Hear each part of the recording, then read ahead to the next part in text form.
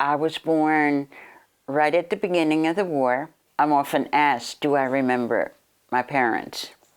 No, I wasn't even 2 years old when they did the bravest thing anybody could do, is they left me behind.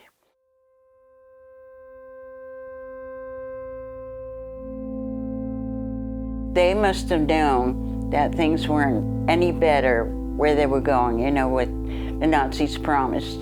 Daddy was fired from his job in 1941. So in 1942, when the final solution came about, it was not unusual for people to believe that they were actually going to get a job if they moved east.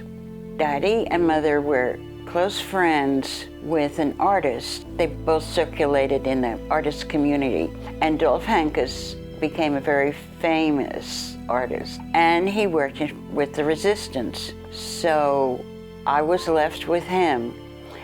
And because no one wanted to take a child in the backcountry, you know, the farmers were often a good place for people to be hidden. They wouldn't take a little girl who cried. Wonder why I cried. You know, I just probably didn't understand at all that Mother and Daddy weren't there anymore. So he took me home.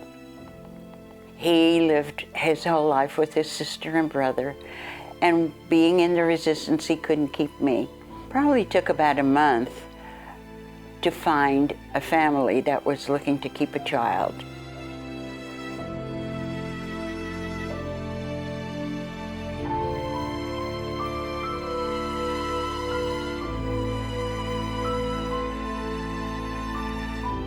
Mom and Pop, they were already hungry. You know, they were operating soup kitchens, getting their daily ration. Certainly couldn't keep a child on that.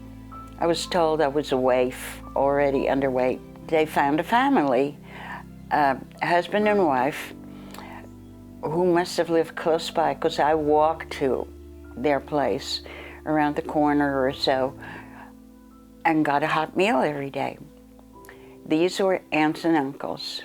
You know, in Holland, I would be Aunt Sonja, not Miss Sonja. So I had lots of aunts and uncles.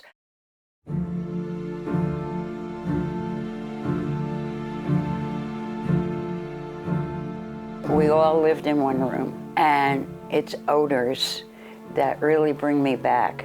Whatever fuel we cooked on when we had some food must have been kerosene. The smell was unreal to me now. Pop was a carpenter, and so he scrounged old wood. You've heard about how people chopped down trees to, you know, and even got into furniture to try to keep warm. There was a pediatrician who did what he wasn't supposed to do either, resistance fighter in his own way, who gave me a physical when I first came to Mom and Pop, and they decided I was probably about 2 years old. I was registered as a foundling, which, except for the black hair, I could have gotten away, and they did get away with it. Nobody knew my name, nobody knew my age, nobody knew where I came from, so I was a foundling, and that's how I was registered. And that worked for a while with other families, but Nazis wondered, how come we have so many foundlings all at once? So that didn't work, and those poor kids were sent away as well. And it just breaks your heart when you think of innocent children, how frightening it is to be separated from your family, first of all, and then being in a place that's so inappropriate. Kids will ask me, were you scared during the war? Did you have to hide? You know, they hid me out in the open. That was quite a challenge. Had they been caught, you know what would have happened. Could not harbor a Jew, do anything for them. The reward for turning in a Jew was 7 guldens and 50 cents. So there were a lot of people who did that just for the sport of it, just because it wasn't them and some eventually maybe they wanted the money.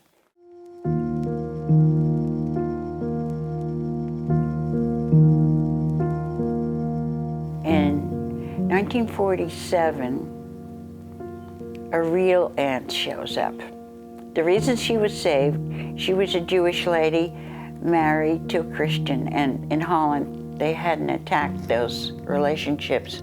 And she brought some things that Mother and Daddy had hidden there, including my precious necklace.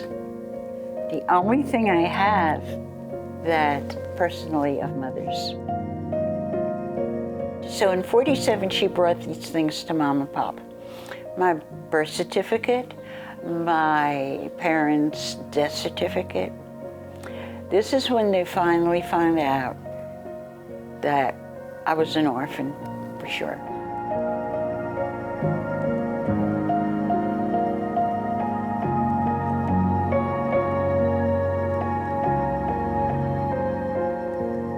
After the war, it was like many, many cases in Holland, probably in other countries too, where foster parents and birth parents who did come back had to fight for their kids.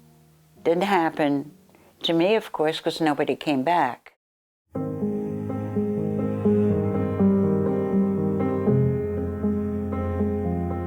In 1952, we emigrated to the United States.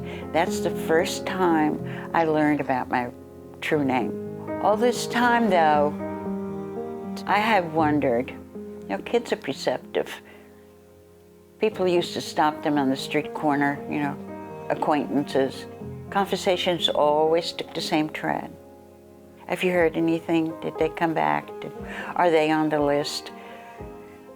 And so I figured that these people who were pretending to be my mother and father weren't. I had no idea where Mother and Daddy didn't come back from. But I did feel that they shouldn't have left me. It was at that time in '52 that they said, you have to sign your passport and you have to sign it with this name. That is your name. So at almost 12 years old, I learned to write Clara Van Tine. And it was a very brief conversation. You belong to us now. You're never to wonder about it, talk about it, ask about it. You are Sonja, and you are ours. That intimidated me probably most of my life. I have been looking for Shifra, which is my Jewish registered name, most of my life. I was discouraged from seeing people who would probably tell me who I was, and how they got me out of the country with a different name will always be a mystery.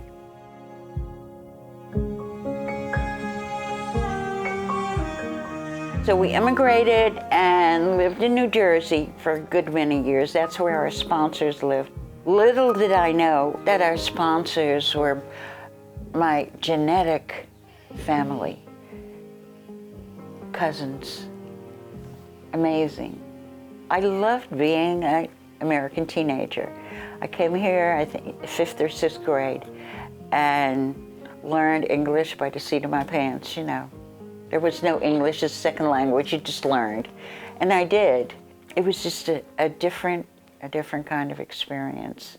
I really enjoyed it.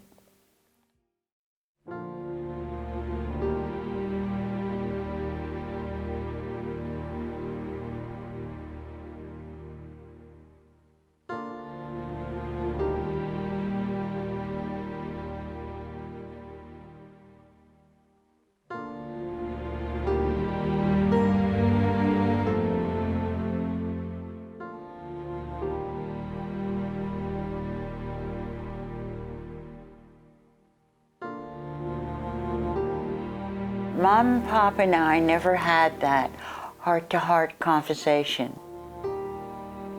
When would we all have been ready to face the whole heritage thing?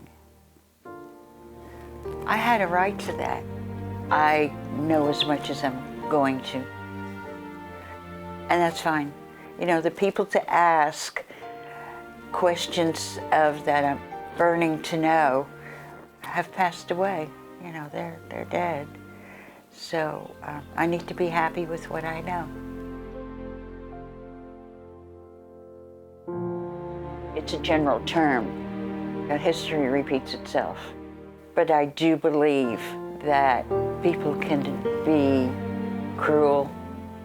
It's the most horrific crime that ever existed. And that's why I just need to teach 400 kids that I taught this week, 2 groups of 200. If 10 of them remember and utilize that knowledge as they're growing up, we're making a start.